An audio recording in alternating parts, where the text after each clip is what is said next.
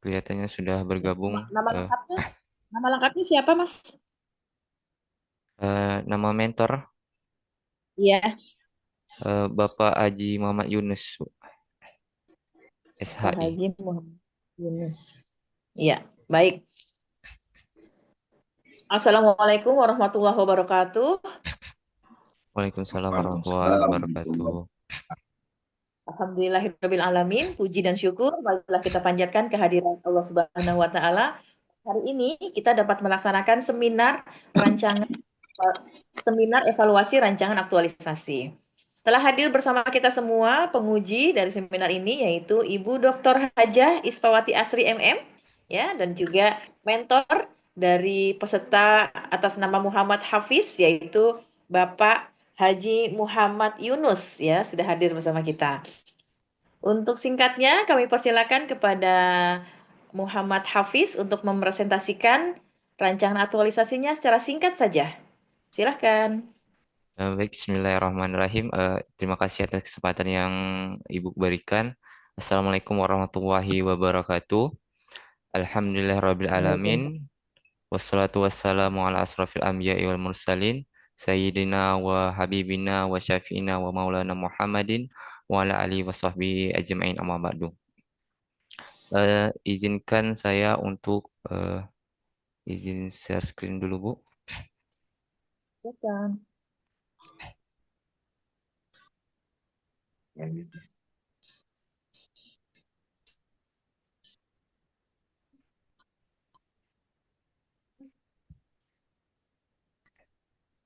Apakah sudah terlihat jelas, Bu, untuk PPT saya? Sudah, Oke, baik.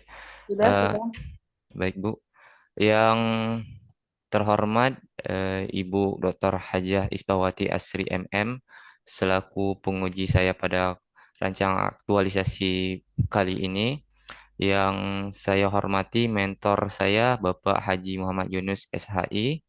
Yang saya hormati Ibu Coach Ibu Hajah Endah Prasetyani Eskom MM. Pada kesempatan kali ini, izinkan saya untuk memaparkan rancangan aktualisasi saya yang berjudul Pengembangan Repositori Regulasi Berbasis Online untuk Mendukung Layanan Hukum di Kantor Kementerian Agama Kota Dumai. Selanjutnya, izinkan saya memperkenalkan diri terlebih dahulu.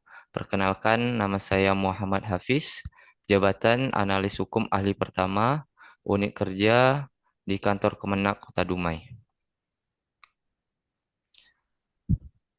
Eh, Kantor Kemenak Kota Dumai merupakan salah satu instansi unit vertikal pelaksana teknis daerah di bawah lingkungan Kantor Wilayah Kementerian Agama Provinsi Riau yang mempunyai tugas melaksanakan tugas pokok dan fungsi Kementerian Agama di wilayah kota berdasarkan kebijakan Kepala Kantor Wilayah Kementerian Agama Provinsi Riau dan peraturan perundangan yang berlaku. Adapun visi dari Kantor Kemenak Kota Dumai yaitu terwujudnya masyarakat Kota Dumai yang agamis, berbudaya Melayu, toleran dalam kehidupan, bermasyarakat, berbangsa dan bernegara. Untuk mewujudkan visi tersebut maka disusunlah beberapa misi yang bisa sama-sama kita lihat pada slide di layar. Eh, Berikut adalah struktur organisasi Kantor Kementerian Agama Kota Dumai.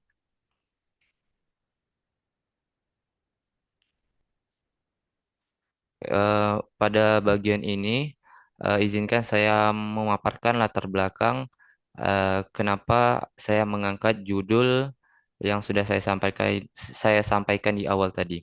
Jadi kita bisa melihat melalui empat sisi. Pertama, kita melihat dari peran ASN berdasarkan Undang-Undang Nomor 20 Tahun 2023. ASN wajib mengamalkan nilai-nilai berakhlak dan terus mengembangkan kompetensi melalui pembelajaran berkelanjutan agar selaras dengan kebutuhan dan organisasi.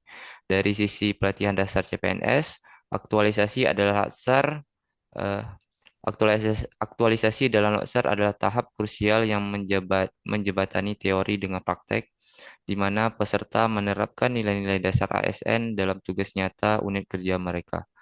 Sementara untuk sisi transformasi digital, perkembangan teknologi informasi mendorong penggunaan aplikasi digital untuk meningkatkan efisiensi, akurasi, dan transparansi pengelolaan data. Sementara dari segi tugas unit kerja, yaitu Kementerian Agama memiliki tugas menetapkan keputusan yang sesuai dengan ketentuan hukum guna mendukung pelaksanaan tugas dan fungsinya. Namun, ketiadaan dokumentasi peraturan yang terstruktur dan mudah dipahami kerap menjadi kendala dalam memastikan setiap keputusan tetap berada dalam landasan hukum yang tepat. Adapun tujuan dilaksanakan rancangan aktualisasi kali ini yaitu terwujudnya pengembangan repositori regulasi berbasis online untuk mendukung layanan hukum di kantor Kementerian Agama Kota Dumai. Selanjutnya terlaksananya tahapan dan konsepsi pembelajaran aktualisasi dan habituasi pada pelatihan dasar CPNS Kementerian Agama tahun 2025. Sementara manfaat dilaksanakannya rancang aktualisasi ini yaitu pertama, manfaat bagi Kemenak yaitu membantu untuk melahirkan generasi baru ASN yang berkemampuan profesional dan memiliki integritas tinggi. Kedua, penulis dapat menuangkan ide-idenya dalam rangka mengimplementasikan nilai-nilai berakhlak di satuan kerja yaitu kantor Kemenak Kota Dumai. Yang terakhir, menjadi manfaat panduan untuk stakeholder internal yaitu seluruh instansi vertikal Kemenak. Adapun ruang lingkup dilaksanakan rancangan aktualisasi ini dilaksanakan di lingkungan kantor Kemenak Kota Dumai dimulai dari tanggal 31 Juli hingga 3 September 2025. Sebelum saya pada akhirnya mengangkat judul yang saya sampaikan di awal tadi, saya terlebih dahulu setelah mengidentifikasi 5 isu yang saya dapati di unit kerja saya. Dari 5 isu tersebut, saya menggunakan analisis isu metode APKL, didapatilah 3 isu utama. Selanjutnya, dari 3 isu tersebut, saya menganalisis menggunakan metode USG dan dia didapatilah isu prioritas yang saya angkat pada rancangan aktualisasi pada kali ini, yaitu belum terdapatnya dokumentasi peraturan perundang-undangan yang sesuai kebutuhan dan ringkasan singkat dari peraturan tersebut. Nah, untuk mengetahui akar masalah dari isu tersebut, saya sudah mencoba mengurainya dari beberapa variabel. Di sini saya menggunakan 6 variabel, tetapi izin kepada Ibu penguji, saya hanya membacakan sebagian saja untuk menghemat waktu. Dari variabel man, yaitu akar masalahnya kurangnya pemahaman staf terhadap pentingnya dokumentasi regulasi. Selanjutnya pada variabel metode atau cara belum adanya SOP atau prosedur baku dalam proses identifikasi dokumentasi dan penyusunan ringkasan regulasi dan eh, pada bagian terakhir yaitu materials peraturan terkait belum dikompilasi dalam satu dokumen atau repository khusus.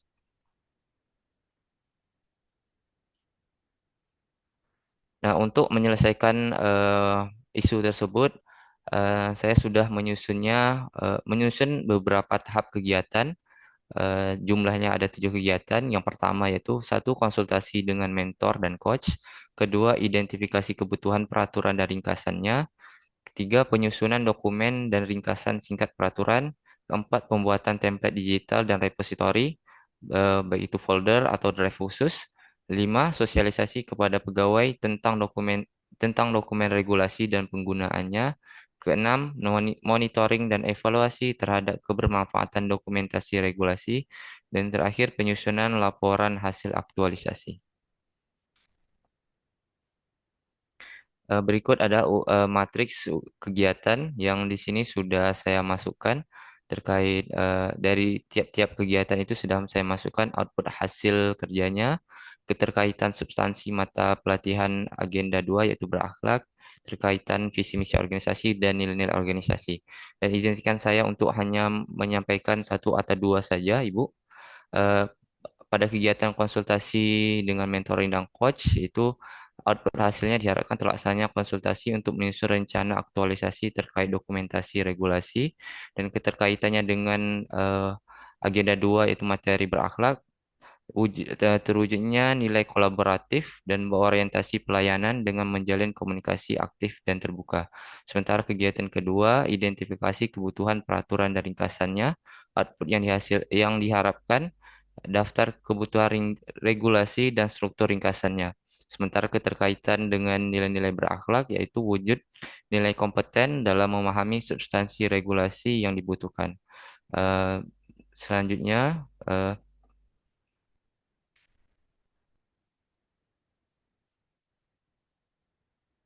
selanjutnya kita masuk Singkat kepada saja.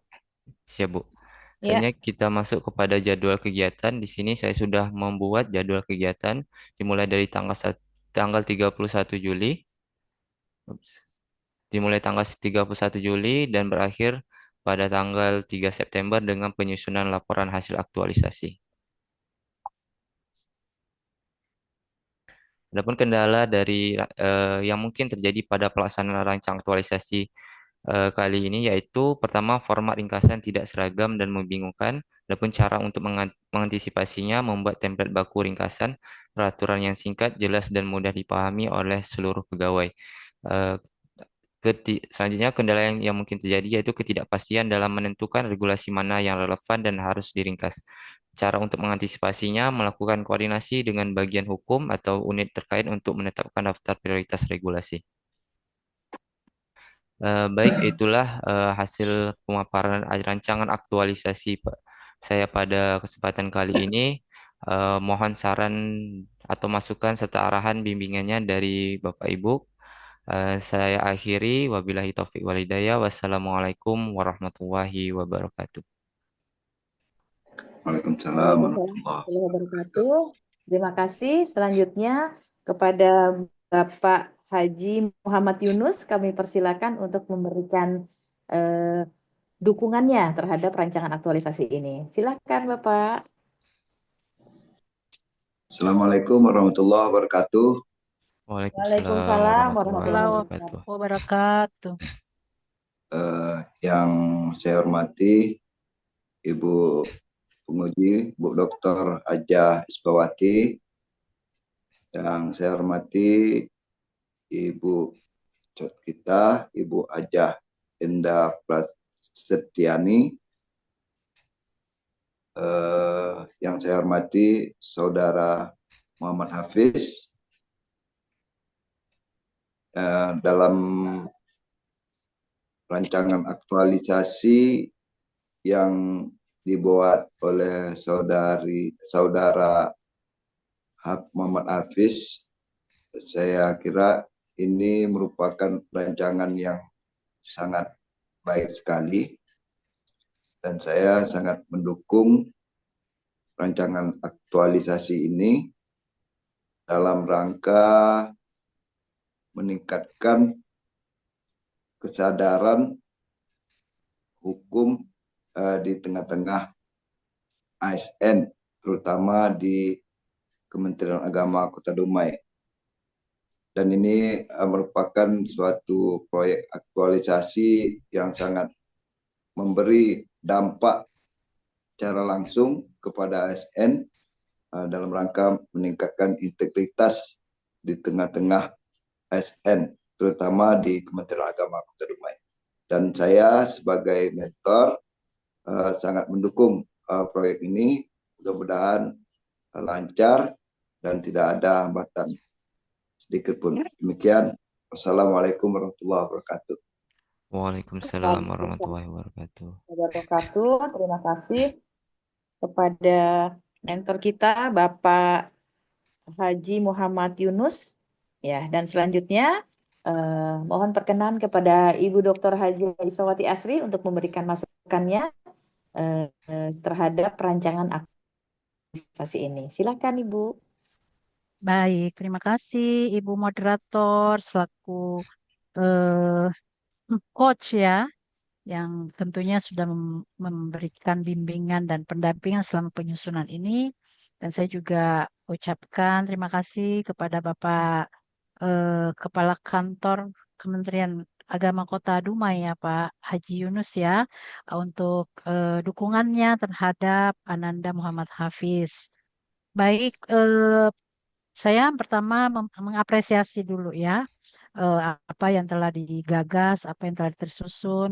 Ini sudah sangat baik sebetulnya. Namun ada hal yang saya ingin konfirmasi, itu aja ya. Kalau secara substansi sudah oke gitu ya, dan saya juga sempat melihat apa namanya alur kegiatannya. Boleh ditayangkan nggak biar kita sama-sama koreksi di situ saja ya. Ya, Bu.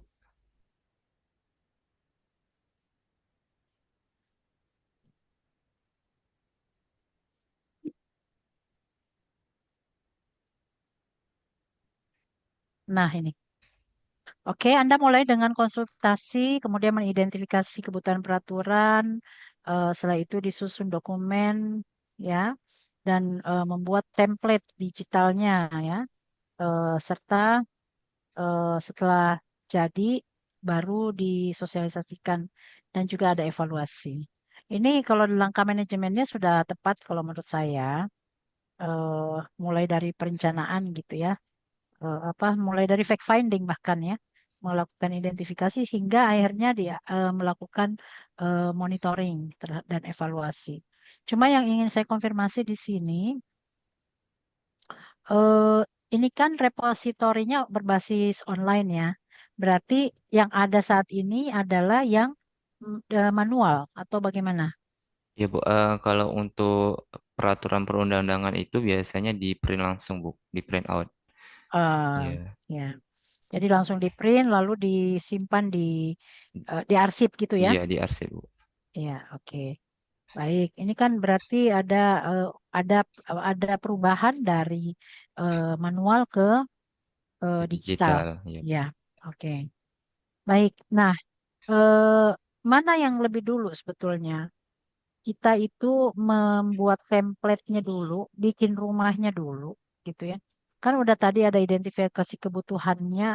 Kebutuhannya adalah kita butuh rumah secara digital supaya arsip satu kan nggak numpuk-numpuk gitu kan, tidak mudah rusak gitu kan maksudnya ya. Nah, sebetulnya mana yang lebih dulu mau disiapkan? Kita nyiapin rumahnya dulu, yang tadinya manual jadi tadinya lemari jadi digit, digital atau gimana? Kalau menurut logikanya Mas Hafiz? Kalau menurut saya begini, Bu, kita untuk rumahnya atau tempat penyimpanannya itu menyesuaikan dari bentuk dokumennya itu, Bu. Struktur dari dokumennya itu. Kalau misalkan kalau kita memulai dari apa nama memulai dari bentuk atau penyimpanan repositorinya itu, maka nanti dikhawatirkan akan ada perubahan, Bu. Karena kan bisa jadi penyusunannya itu akan terus berubah. Jadi kan berarti nanti repositorinya pun juga akan berubah, Bu. Gitu, Bu. Yang saya pahami, repositori di sini itu sebuah rumah yang nanti akan tayang di web atau akan dipasang. Jadi kalau masyarakat itu membutuhkan gitu ya, membutuhkan dokumen tentang hukum baik internal maupun eksternal gitu, maka dia bisa buka repositori. Ya, Bu. Nah, repositori ini bisa saja kosong, bisa saja berisinya belum ada. Nah, jadi ada repositori, ada rumah, ada rancangan rumahnya dulu buat repositorinya. Setelah buat repositorinya, baru nanti ada dipilah-pilah eh, dokumennya, gitu ya, regulasinya. Ini berkaitan regulasi apa nih? Kan ada folder-folder barangkali nanti di dalam repositori itu. Nah, ini juga sekalian sekalian menjadi eh, media untuk melakukan kampanye nih untuk reputasi organisasi sebenarnya. Jadi kalau orang cari regulasi apapun, tinggal klik repositori. Misalnya kalau di Pusbangkom gitu, repositorinya itu tentang modul, ada nama WI, nah tinggal cari dia butuhnya apa, ada kursil. Nah, jadi mungkin yang perlu dibangun dulu ini kita buatin dulu template untuk repositori di di digitalnya, baru kemudian dibuatkan fitur-fitur folder-folder Nah, nanti setiap kali ada dokumen, dimasukkanlah ke masing-masing folder sesuai kebutuhan. Kan Anda melakukan identifikasi di awal, Iya, ya kan? iya, Dilakukan secara, ah, jadi Anda nggak, jangan, artinya gini, berarti kalau yang tadi dijelaskan bahwa ini tidak permanen dong, kalau berubah-berubah, ya kan? Sementara yang namanya repositori itu dia permanen.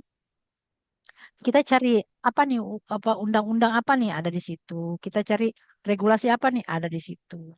Nah, urusan isinya itu nanti menyesuaikan tentunya dengan apa kebutuhan peraturan yang memang sudah dianalisis oleh nanti Mas Hafiz ya sebagai analisis hukum ya sebagai analis hukum. Mungkin itu aja sih logika logika ya dalam hal ini seperti itu gitu.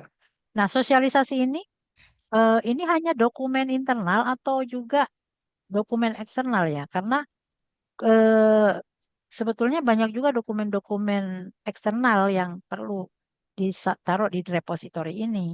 Jadi orang itu kalau mau apa misalnya tentang masalah hukum waris misalnya gitu ya, nah dia bisa lihat di repositori ada peraturannya.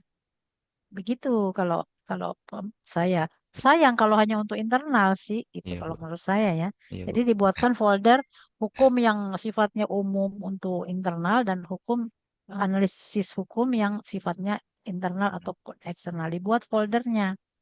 Jadi di repositori itu nanti banyak folder-folder. Jadi Anda nggak usah khawatir ada perubahan. Tinggal kalau belum ada di situ ada peraturan baru ada perubahan, buat lagi folder baru kalau peraturannya itu tidak sesuai dengan template di folder-folder yang sudah ada. Begitu mungkin ya siap, masukan dari saya dan juga Mas Hafiz sendiri mungkin sudah banyak mendengarkan. Saya selalu menghimbau untuk lebih lebih dalam, lebih menginternalisasikan nilai-nilai berakhlak dalam apa namanya kegiatan kreatif yang sudah disusun sesuai jadwalnya. Gitu ya. ya siap Bu. Baik, terima kasih Ibu Coach, terima kasih Bapak Mentor yang sudah mendampingi. Saya kembalikan kepada moderator. Baik, terima kasih Ibu Dr. Haja Isfawati Asri yang sudah banyak memberikan masukannya dan juga terima kasih kepada Bapak Mentor yang sudah juga memberikan apa supportnya ya kepada Ananda Hafiz ya. Ya, demikian untuk sesi ke-6 ya, ke-6 atau ke-7 ini ya? Ke-6 ya. 6 Bu, ya. Di seminar rancangan aktualisasi ini. Terima kasih banyak dan mohon maaf apabila ada kekurangan. Terima Ya. kasih. Assalamualaikum warahmatullahi wabarakatuh. Waalaikumsalam warahmatullahi